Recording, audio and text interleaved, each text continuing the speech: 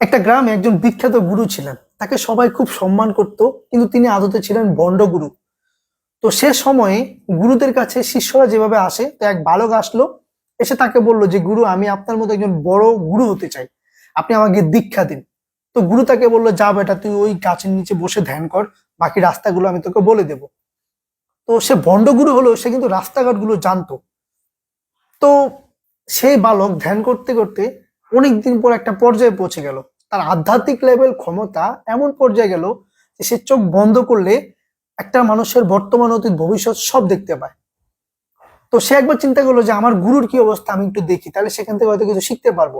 তো সে যখন চোখ বন্ধ করলো, সে দেখলো তার গুরুর অবস্থা ভয়াবহ খারাপ। তো সে একবার তার গুরুর কাছে আসলো, এসে বললো যে গুরু, আমি আধ্যাত্মিক লেভেলের এমন পর্যায়ে চলে গেছি যে আমি চোখ বন্ধ করলে সব দেখতে পাই, কিন্তু আমি যখন চোখ বন্ধ করি তখন আপনার অবস্থা ভয়াবহ খারাপ দেখতে পাই। গুরু বললো, তুমি একটা কাজ করো, তুমি এখন যাও, 1 মাস পরে এসো। তো ওই শিষ্য চলে যাওয়ার পর গুরুর মধ্যে খুব অনুশোচনার জন্ম দিল। সে চিন্তা করতেছিল যে আমার শিষ্যের সামনে আমাকে এভাবে অপমান হতে হবে। তো তিনি ধ্যানে বসলেন এবং স্রষ্টার কাছে খুব করে ক্ষমা প্রার্থনা করলেন। তো তিনি ক্ষমা পেয়ে গেলেন। এবং 1 মাস পরে ওই শিষ্য যখন চোখ বন্ধ করলো, তখন দেখলো যে সে 1 মাস আগে আসলে ভুল দেখতেছিল। তার গুরুর মধ্যে কোনো পাপ নাই এবং তার গুরুর বর্তমান অতীত ভবিষ্যৎ সবকিছু খুব উজ্জ্বল। গুরু শিষ্যের যে ব্যাপারটা আগে ছিল না, সেই ব্যাপারটার কারণেই আসলে মানুষের মধ্যে খুব ভালো রকমের ডেভেলপমেন্ট ছিল। অবাক হয়ে খেয়াল করবেন, এরিস্টটল, আইনস্টাইন, প্লেটো কিংবা আলেকজান্ডার, যিনি আমার খুবই পছন্দের একজন অতীতের নায়ক, তো তাদের যে অবস্থা, তাদের অবস্থার পিছনে অন্যতম কারণ ছিল একজন ভালো গুরু। তো বর্তমান সময়ে আপনি যদি তাকান তাহলে খুব অবাক হবেন। এই যে যারা বড় বড় খেলোয়াড় বা বড় বড় ফিল্ডে রয়েছে, পলিটিক্স করে বা যে কোনো ফিল্ডে যারা একদম হাই লেভেলে রয়েছে, তাদের পিছনে দেখবেন যে বেশ কিছু কোচ, মেন্টর, ট্রেনার, এই টাইপের জিনিস থাকে, যেটা সে সময়ের গুরু শিষ্যের মতো অবস্থা।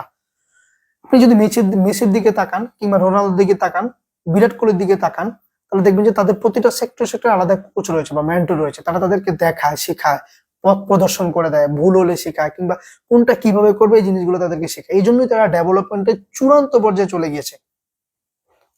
আপনি আমি কি করতে পারি? দেখবেন বাচ্চা মানুষ সাধারণত পথ হারায় না, কারণ আপনি আমি যখন ছোট ছিলাম তখন আমাদের বাবা ছিল বা মা ছিল বা বড় ভাই অথবা বড় বোন, এমন কেউ একজন ছিল যিনি আমাদেরকে রাস্তা দেখাতো, যে জন্য আমরা রাস্তা হারাতাম না। কিন্তু যখন একটু বড় হয়ে যাই, আমরা স্বাধীন হয়ে যাই, তখন আসলে আর আমাদের উপরে কেউ ছড়ি ঘোরাতে পারে না। তখন মূলত আমরা রাস্তাটা হারিয়ে ফেলি। আমরা তখন কোনো বিপদে পড়লে কারো কাছে যাইতে পারি না, কার কাছে যাব, কার কাছে সহযোগিতা চাইবো? আমাদেরকে তখন কেউ গাইডও করে না। আমরা বারবার একটু পরে পরে বিপদে পড়ে যাই।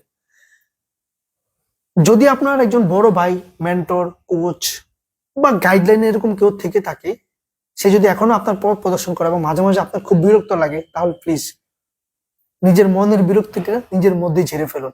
এই মানুষটা আপনার লাইফে কতটা গুরুত্বপূর্ণ সেটা আপনি তখনই বুঝতে পারবেন যখন এই মানুষটা আপনার লাইফে থাকবে না।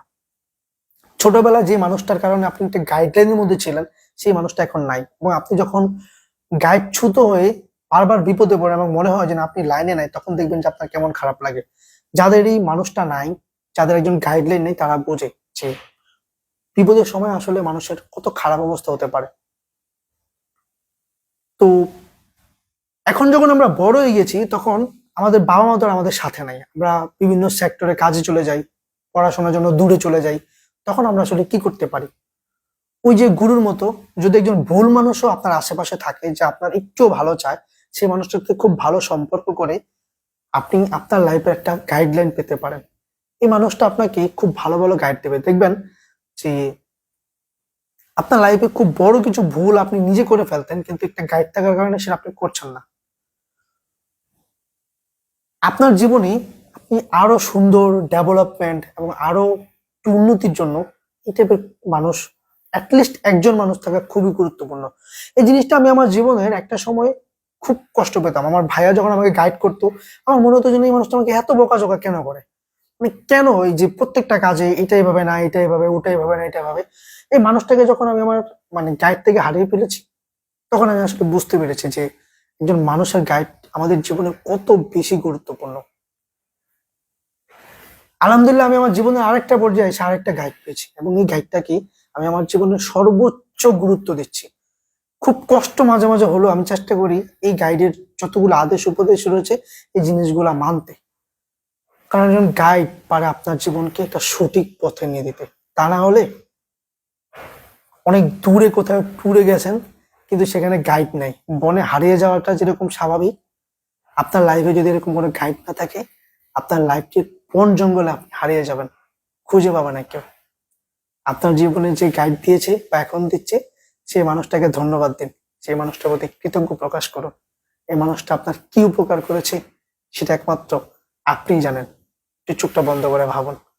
খুব ভালো থাকবেন, সুখে থাকবেন, আপনার জীবনের কল্যাণ কামনা করছি। আল্লাহ হাফেজ।